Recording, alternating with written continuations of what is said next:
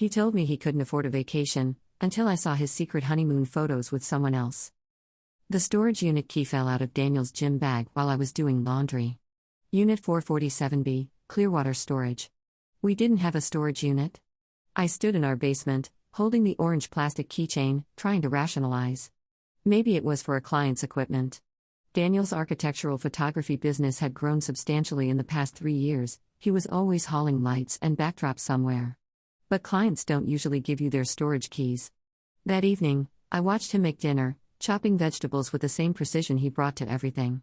12 years of marriage, and he still arranged food on plates like he was composing a photograph. How was the Morrison building shoot? I asked, testing. Postponed again.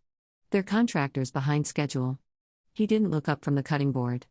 I spent the day editing the Riverside complex shots instead. His laptop was right there on the counter, closed.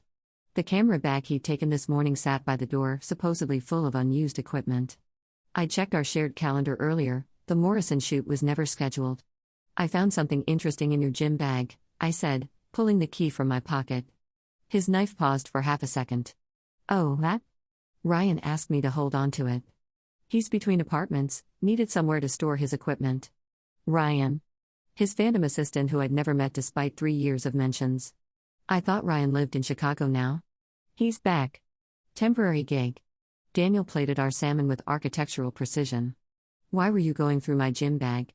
Laundry. Your clothes were on top of it. He smiled, that easy smile that used to make me feel safe. You're too good to me, Jennifer. That night, I lay awake mapping the inconsistencies. The conference in Miami that got canceled but still showed charges from Paradise Cove Resort. The weekend client meetings that required overnight bags. The new cologne I'd found hidden behind old tax returns. The way Sophia had mentioned Daddy's friend from work who wore pretty dresses, when Daniel supposedly worked alone. At 3 a.m., I made a decision. I'd visit Unit 447B tomorrow while Daniel was at his very real, definitely not fabricated meeting with the Riverside complex owners. Clearwater Storage sat between a strip mall and an abandoned restaurant, security cameras on every corner. I sat in my car for 20 minutes, key heavy in my hand, watching people come and go with boxes and furniture. Normal people with normal secrets, old wedding dresses, inherited furniture, Christmas decorations. The unit was climate-controlled, interior access. I walked fluorescent-lit hallways that smelled like cardboard and dust, counting door numbers. 445, 446, 447A. 447B's lock turned smoothly. Inside, a life. A desk with a laptop I'd never seen. Filing cabinets. Framed photographs on walls, Daniel with a woman whose face was always partially obscured, artfully cropped, or turned away. A wardrobe of clothes I didn't recognize, expensive brands we couldn't afford. A guitar, Daniel didn't play guitar. Boxes labeled CFO documentation and Hartley Enterprises. I opened the laptop. Password protected, but the sticky note underneath said Paradise 2023. His passwords were never that cheerful. I typed it in. The desktop wallpaper was the same woman from the photos, laughing on a beach, face finely visible. Young, maybe 25. The email icon showed 47 unread messages. I clicked. Daniel, baby, the Santorini tickets are booked. 3 weeks of paradise. Mr. Hartley, the merger documents need your signature. Can't wait for you to meet my parents at the engagement party. Engagement party. I photographed everything with my phone, hands shaking. Bank statements for accounts I didn't know existed, with balances that made no sense for a freelance photographer. Business cards reading Daniel Hartley, Chief Financial Officer, Hartley Enterprises. A passport, his photo, different name. Then I found the marriage certificate. Dated 3 weeks ago, during the cancelled conference. Daniel Hartley and Isabella Martinez. The sound of footsteps in the hallway made me freeze.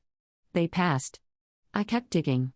In a filing cabinet, incorporation papers for Hartley Enterprises, a consulting firm with 1 employee and impressive revenue.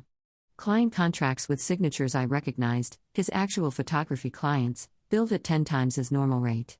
They were paying Daniel the photographer while simultaneously paying Daniel Hartley for consulting services. My phone buzzed. Daniel, home early. Where are you? I typed back, Sophia's school. Issue with her grades. 3 dots appeared and disappeared. Then, her teacher called me. You're not there. I sat in my car outside the storage facility, evidence filling my phone, trying to think. Daniel knew I knew something. Sophia was at school for another 2 hours. I had that long to figure out my next move. I called my sister. Pick Sophia up from school today. Tell them she's sick. Jennifer, what's wrong? Just do it. Take her to your house. I'll explain later. My phone rang immediately. Daniel. I didn't answer. I drove to our bank. The joint accounts were already empty, checking, savings, even Sophia's college fund. The transactions showed transfers to accounts I didn't recognize, all initiated this morning after I'd left. He must have been monitoring the storage unit somehow. Camera I didn't see. Motion sensor. Something. Our financial advisor, Robert, looked sick when he pulled up our portfolios.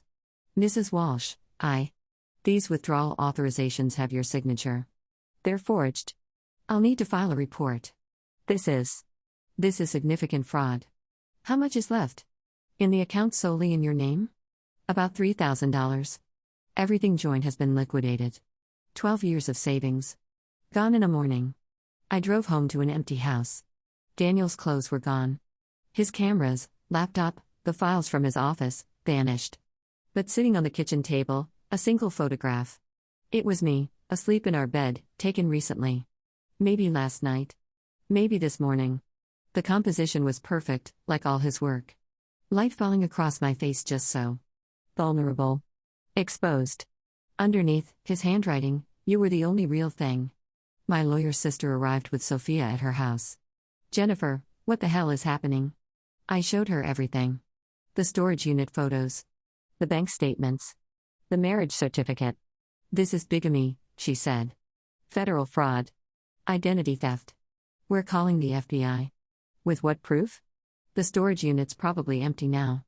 The accounts are closed. He's had hours to disappear. Sophia came in, backpack dragging. Where's Daddy? How do you explain to an 8-year-old that her father was living multiple lives? That the man who read her bedtime stories was simultaneously someone else's husband? Daddy had to go away for work, I said. Is he coming back? I couldn't answer. The FBI did get involved. Turns out Daniel Hartley wasn't his first alter ego. Before he was my Daniel Walsh, freelance photographer, he'd been David Henderson, a venture capitalist in Seattle. Before that, Derek Harrison, who'd married and vanished on a woman in Denver. They found traces of him everywhere and nowhere. The Hartley Enterprises clients were real but thought they were dealing with an international firm. Isabella Martinez was real and pregnant. She'd known him 6 months, thought he was a widower, believed his first wife had died of cancer. She was 23, an art student who'd fallen for the successful older man who appreciated her sculptures. They never found him. The divorce was granted in absentia. The house was foreclosed, the second mortgage I didn't know existed came due. Sophia and I moved in with my sister. I still photograph well. Every morning, I wake up and check that I'm really in my sister's guest room, that this is my actual life. I keep all my documents in a safety deposit box only I can access. I've shown Sophia photos of every version of her father the FBI found, so she'll recognize him if he ever appears. Sometimes I remember that morning 3 years ago when Daniel suggested I should pursue my own interests, have my own space, stop looking so closely at his work. I thought he was being supportive. Now I know he was building distance, creating gaps he could disappear into. The investigator said con artists like him don't think of themselves as liars. They believe each version is true while they're living it. Every promise sincere in the moment, every I love you genuine until they step into the next life. Last month, Sophia asked if Daddy was a bad person. I told her the truth, I don't know who he really was, so I can't say if he was bad or good. He was just very good at being whoever he needed to be. She said that sounded lonely. She's probably right. I got an email yesterday from an anonymous account. Just a photo, sunrise over unfamiliar mountains, perfectly composed. The metadata had been scrubbed, but I know his eye, his way of finding light. I deleted it. Then I emptied the trash. Then I called the FBI agent and changed my email address.